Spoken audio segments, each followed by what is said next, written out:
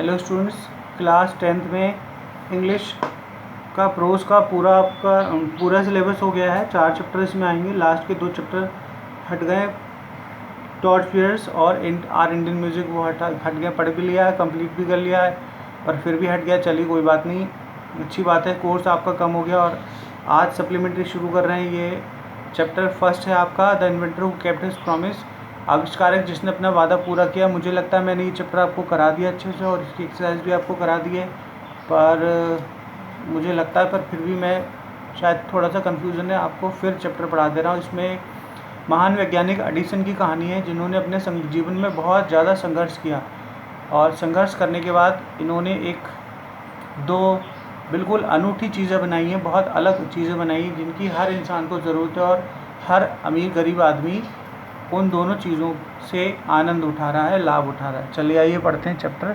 हर एक बच्ची को एडिसन से शिक्षा लेकर उनके जैसे उनके बनाए हुए पदचिन्हों पर चलने की कोशिश करनी चाहिए।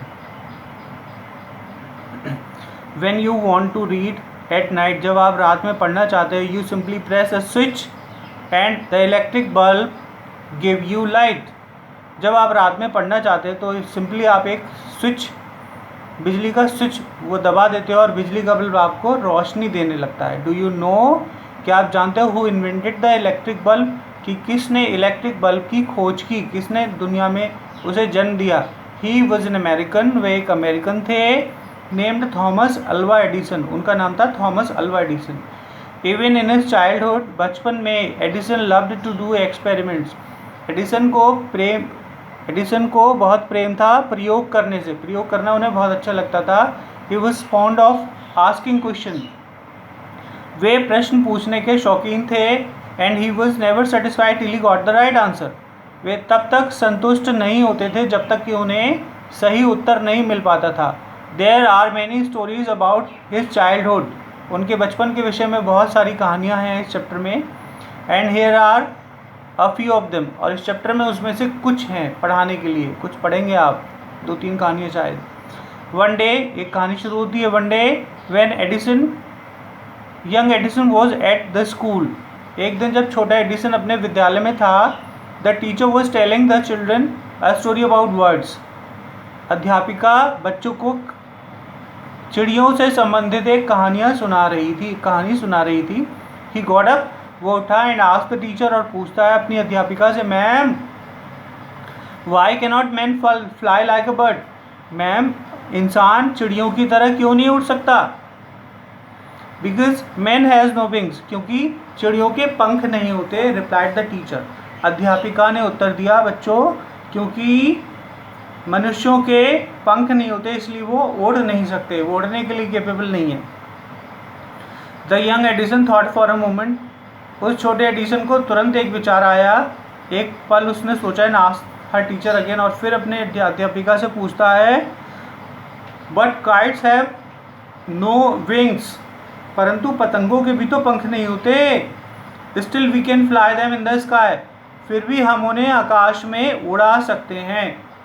बात समझ में आने की थी और ठीक बात थी बिल्कुल, कि मनुष्य नहीं उड़ सकता क्योंकि मनुष्य के पंख नहीं होते, सही है। पतंग क्यों उड़ सकती है जबकि पतंगों के भी तो पंख नहीं होते, फिर भी हम उन्हें आकाश में उड़ा सकते थे। तो ये एक बहुत ज़्यादा बुद्धिमानीपूर्ण उत्तर था, क्वेश्चन था, क्वेश्चन।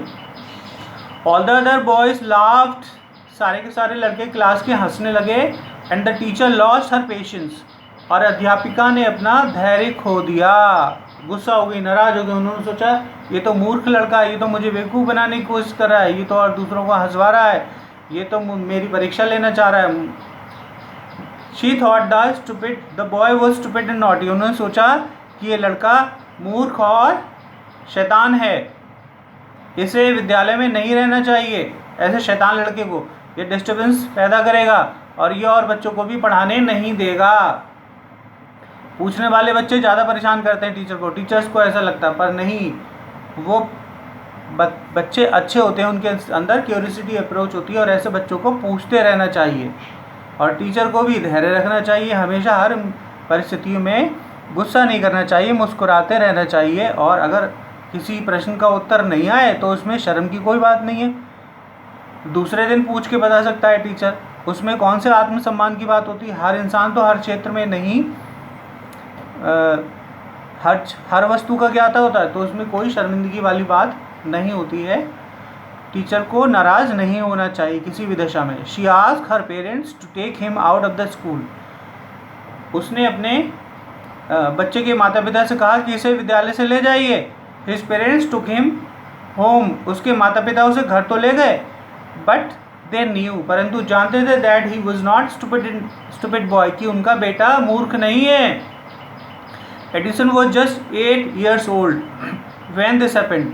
एडिसन उस समय केवल और केवल 8 वर्ष के थे जब ऐसी घटना हुई। ओके बच्चों, इतना तैयार कर लेना। ये चैप्टर फिर से हो रहा है तो आपको फिर से पढ़ लीजिएगा। ओके बच्चों।